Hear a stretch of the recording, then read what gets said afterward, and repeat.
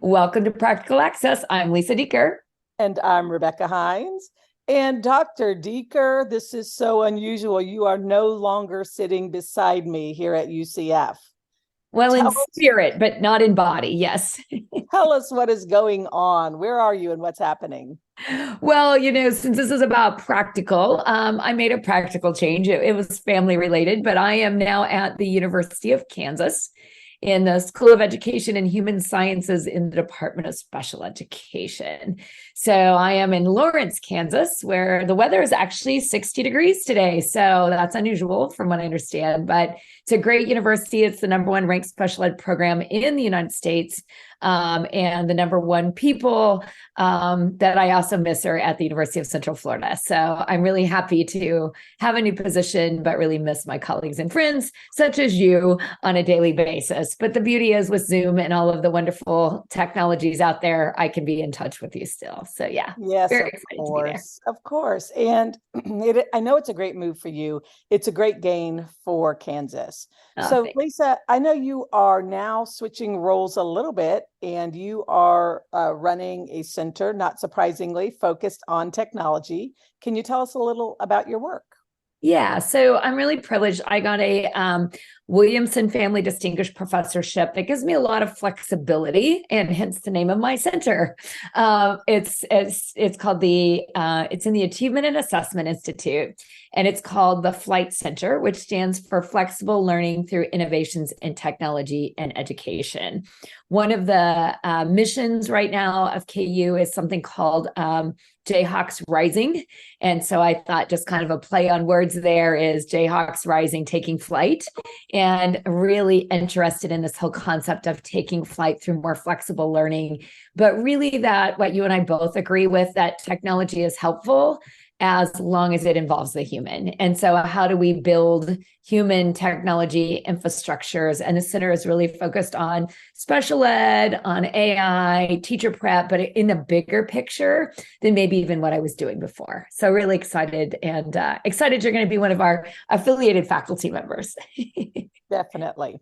And as we as a profession start thinking about the future of our work, the term flexible learning especially intrigues me as a highlight in your center. Tell me what flexible learning looks like in your mind right now. I know it's always changing. What do you mean by flexible learning?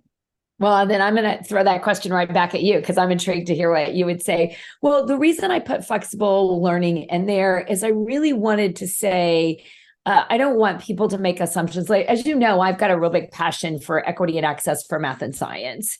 And I think when you start saying you're about AI or math or science or teacher ed or special ed or anything like that, it kind of puts you in a box that you kind of have to stay in a lane. And to me, flexible learning says, maybe I need to know about AI to be a better teacher to teach mathematics. Or maybe I need to know more about mathematics because I understand AI, but how do I do that? And I think flexible learning really goes back to choice and personalization, that it's I get to pick and choose what I want. And I think technology is getting a bad rap right now, that people are afraid of it. And I was like, I don't know. Were we afraid of cars, when they started driving? Well, yeah, then we realized you might need seatbelts. I don't know about you. We were just laughing because I did move my mother here. She said, do you remember when you rode in the plastic car seat with the plastic safety belt in the back seat? To me, what we've really learned is, even in automobiles or in life, that we have to be flexible and grow. And to me, flexible learning is that personalization of what does Becky need versus Lisa needs. And I think we often make assumptions instead of kind of being person-centered. And that's what I see flexible learning being. Well, it won't surprise you to hear that I have the same view, but also that I'm kind of drilling it down in my mind a little more to the classroom level. And I had a great conversation last night with a potential doctoral scholar here at UCF who is interested in using a Montessori approach to help bring that customization to every classroom, or at least have the option of a Montessori approach. And it was interesting because she was talking about her work in Montessori and her work in gifted and other areas. And it was energizing to me. And it's what's energizing me thinking about the things that we can do in your new center. You go ahead and fly the plane. I'm going to parachute down and figure out what I can do with the people on the ground. Well, and I love that analogy because it was immediately what I was thinking about. So a couple of initiatives here that I think you'll see kind of built into the podcast this season. And we always are lovers of technology, but I think you and I both realize technology has no value if it's not connected to the human. And yet many times our struggle is the equity and access that our humans that we love can't access the technology. So it's really great. You made the coolest thing in the world, but if I can't speak or I can't talk or I can't move, I can't access it. And I loved your analogy to a flexible learning with Montessori because the center is grounded in the Achievement and Assessment Institute, which is where lots of initiatives are coming. Like there's a real big push here for competency-based education, which I know you and I both love, is, let's figure out, what is it the kid needs to learn? Not everybody learns the same thing. And that again goes there.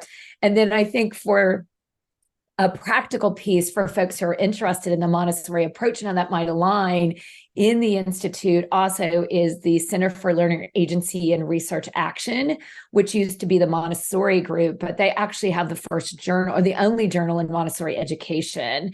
And Angela Murray there runs that center. And so that's what's exciting is being a part of, I think I've got the technology wings in there and flexible, but I'm surrounded by everybody who does the same thing, but in different ways. And I think Montessori is a great way to think about the approach to flexible learning and AI and technology and in general, people. Well, good. I can't wait to loop you back into some of the projects that we will continue on, even though you're not joining us in person at UCF. I'm looking forward to our future collaborations. Me too. And so quick question, Becky, this season, what should we let our listeners know that I'll be flying the plane and you'll be parachuting down to? What kind of theme are they looking at this season? Well, I think obviously with your new position, we're going to continue this discussion about technology. I know there's a lot of, as you mentioned, fear about emerging tech like AI specifically. And I think part of this season needs to be about how we're going to harness that for good. So whether it's AI, whether it's some other things that are on the horizon, I always feel like one thing you and I have done well is to keep our eyes, on 5 years out. Mm-hmm. So I would love us to think about the 5 years out challenge and pull from it, what are the pieces right now that we can act on in classrooms? Yeah, and I'm going to give you my last thought here is a good example of that. I was in a great meeting yesterday with some great colleagues here in the School of Business, and we're trying to do some collaborative work in the STEM area. And, one of the discussions was, Word has came a long way for accessibility.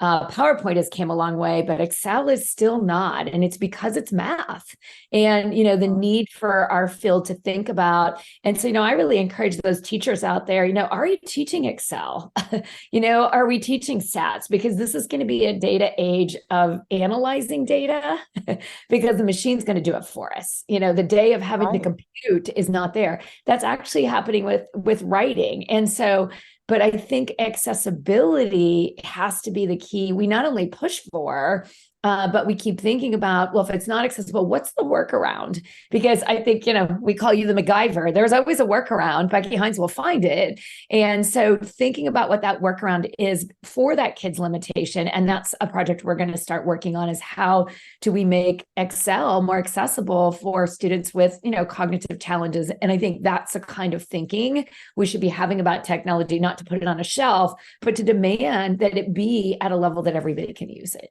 And, Lisa, I think that's a great specific example. And I hope that's what we'll be able to bring to our listeners this season. Some very specific examples. Excel's a great one. I struggle. I can barely get students in college who are education majors to understand how to easily make a graph using Excel data. And the answer might be now, let's not go back and teach the old ways of Excel. what is coming, what can be done, what can leaders like you push to be done so that it is more accessible, no matter whether you have a learning difference or not. Exactly. All right. Well, thank you. Excited to be joining you from a little bit cooler weather and a nice hilly place. But it's a great, and I can't wait for you to visit. So, well, listeners, if you have questions, please send us them on Facebook. We would love to answer your specific questions or your specific topics, or you can tweet us at Access Practical.